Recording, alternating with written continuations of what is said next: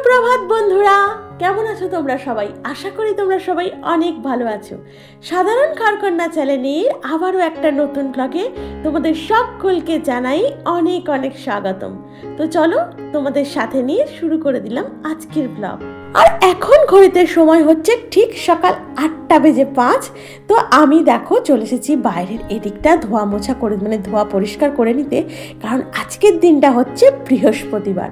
তো আজকের এই বারটাতে জানো তো আমি ভালোভাবে আমার বাড়ির চারপাশটা জল দিয়ে ধুয়ে দেওয়ার চেষ্টা করি, কারণ প্রতিদিনই করি, কিন্তু আজকের দিনটা হচ্ছে প্রতিটা জায়গায় কোনো জায়গাটা বাদ দিই না, ভালোভাবে সমস্ত কিছু জল দিয়ে বাসি জিনিসটা রাখি না, পরিষ্কার করে দেওয়ার চেষ্টা করি।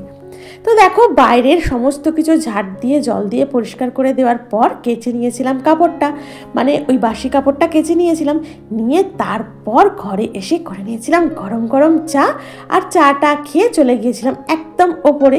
তো গিয়ে দেখলে তো আমার ঠাকুরের বাসন মাজাও কমপ্লিট হয়ে গেছে, ওই ঠাকুরের বেদিটা পরিষ্কার করে দিয়েছিলাম আর ঠাকুরের ঘরটা ভালোভাবে পরিষ্কার করে মুছে দিয়েছিলাম। তো ওখান থেকে ঠাকুরের ঘর থেকে নেমে এসে আর নিচে চলে এসেছি। নিচে চলে এসে এবার তো দুটো ঘরে দুটো বিছানা পড়ে আর সমস্ত ঘরের কাজ পড়ে আছে, তো সেগুলোকেও আস্তে আস্তে সেরে নেওয়ার চেষ্টা করছি।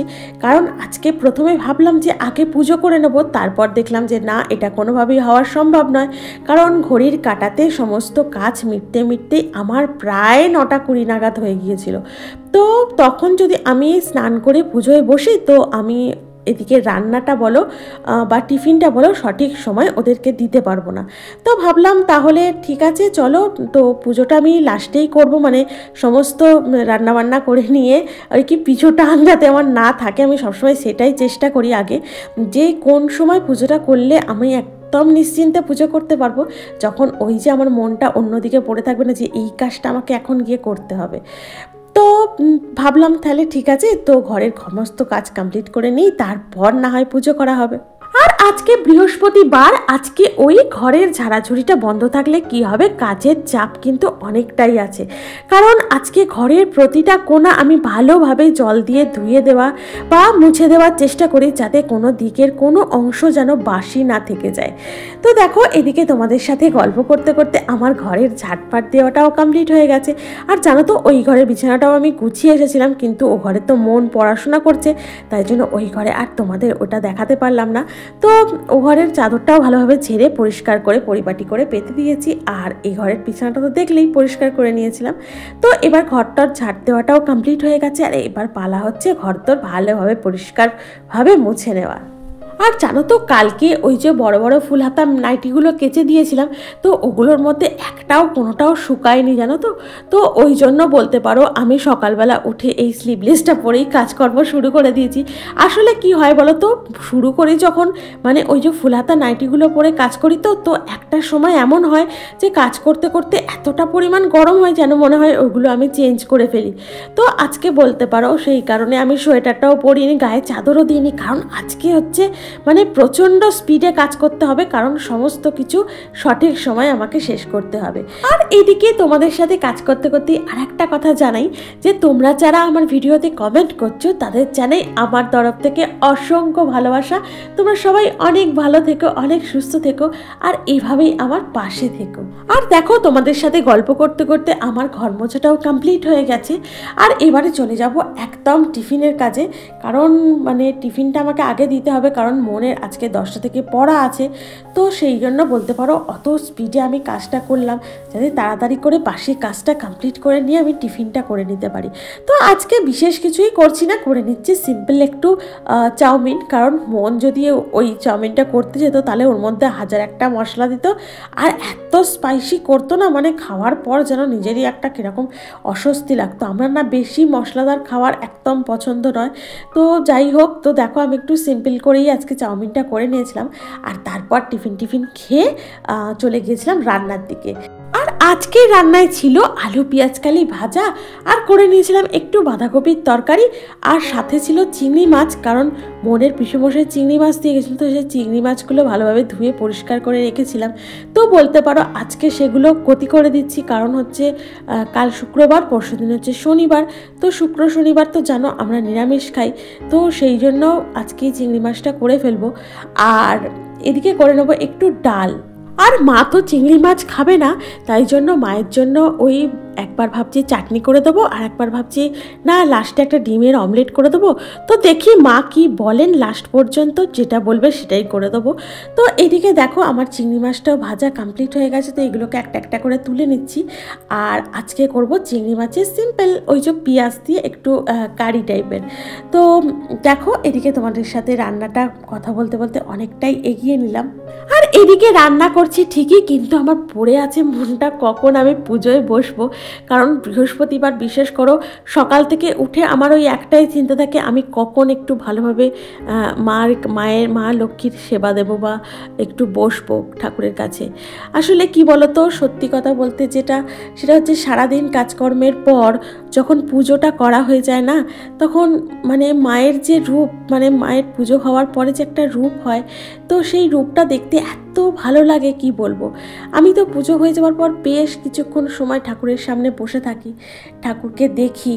আমার যত মনের কষ্ট আছে, যত মনের দুঃখ আছে, যত আকাঙ্ক্ষা আছে, সেগুলো জানি না কোনো দিন পূরণ করতে পারবো কি না, তো সমস্ত কিছুই ঠাকুরকে জানাই।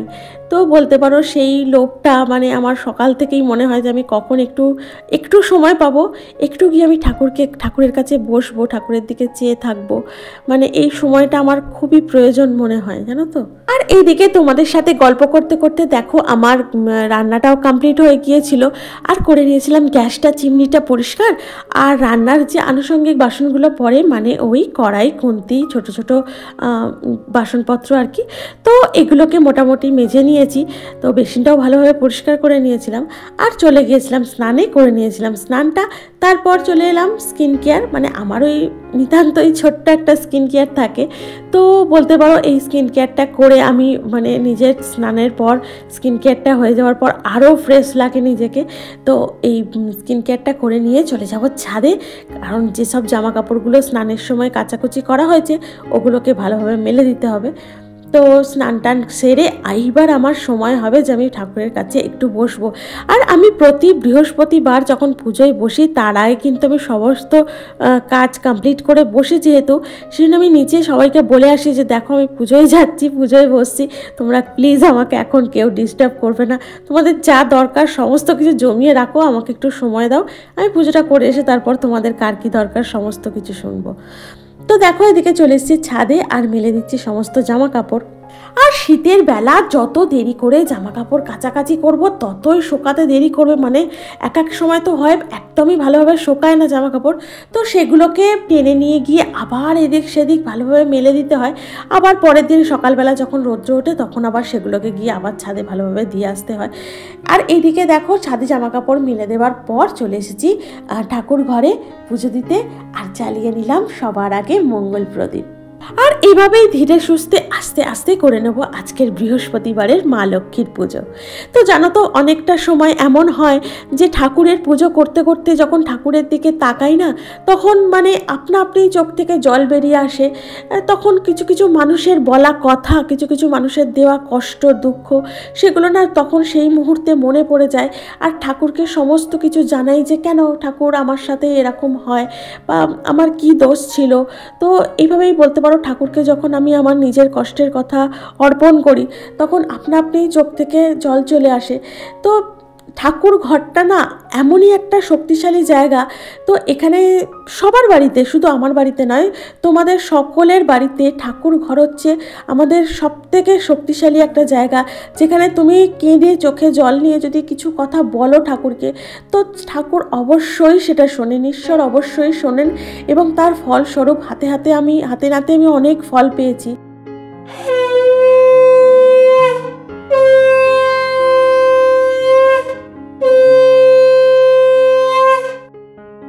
আমার মনে হয় আমাদের বাড়ির মধ্যে সবথেকে জাগ্রত এবং শক্তিশালী জায়গা হচ্ছে আমাদের ঠাকুর ঘর। এখানে ঠাকুরের ওপরে বিশ্বাস ভক্তি রেখে তুমি যদি সমস্ত কিছু অর্পণ করতে পারো, ঈশ্বর তোমাকে কখনো খালি হাতে ফেরাবেন না, এটা আমি মনে প্রাণে বিশ্বাস করি।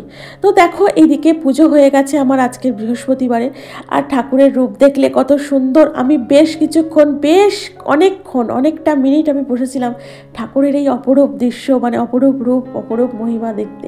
তো দেখো পুজো সেরে চলে এসেছিলাম নিচে লাঞ্চটা সেরে নিতে। লাঞ্চ টাঞ্চ করা হয়ে গেছে, এখন তোমাদের সাথে দেখা হচ্ছে আবার সন্ধ্যাবেলায়। তো সন্ধ্যা আরতি মানে প্রার্থনার কিছু মুহূর্ত আগে তো যেটা হয় আর কি, প্রতিদিনই প্রস্তুতি নিয়ে নিই, ঠাকুরের ধূপ দীপ জ্বালিয়ে শঙ্খ বাজিয়ে শুরু করে দিই প্রত্যেক দিনের সান্ধ্যকালীন বা সন্ধ্যাকালীন বিনতি প্রার্থনা। আর আজ যেহেতু বৃহস্পতিবার তাই দিয়ে নেব ধুনো। তো ঠাকুরের সামনেই আমি ধুনো দিই, আবার নিচে সমস্ত ঘরে প্রতিটা ঘরে আমি ধুনো দিয়ে আসি, কারণ এই ধুনোর গন্ধে আর শঙ্খের শব্দে সবসময় জানবে আমাদের ঘরের সমস্ত নেগেটিভিটি দূর হয়ে যায়। আর দেখো এখন আমি দিয়ে নিচ্ছি ধুনো, আর এই ধুনোর গন্ধটা এত ভালো লাগে বৃহস্পতিবারের সন্ধ্যা হলে।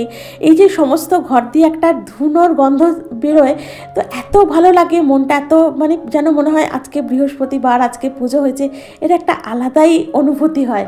তো আজকে আমার ব্লগটা আমি এখানেই শেষ করছি। তোমাদের যদি ভালো লেগে থাকে তাহলে অবশ্যই একটা লাইক করো, কমেন্ট করো, আমার চ্যানেলটিকে সাবস্ক্রাইব করে আমার পাশে থেকো। দেখা হচ্ছে তোমাদের সাথে পরবর্তী ব্লগে। ততক্ষণ পর্যন্ত তোমরা সবাই ভালো থেকো, সুস্থ থেকো, অবশ্যই ঈশ্বরে ভক্তি রেখো।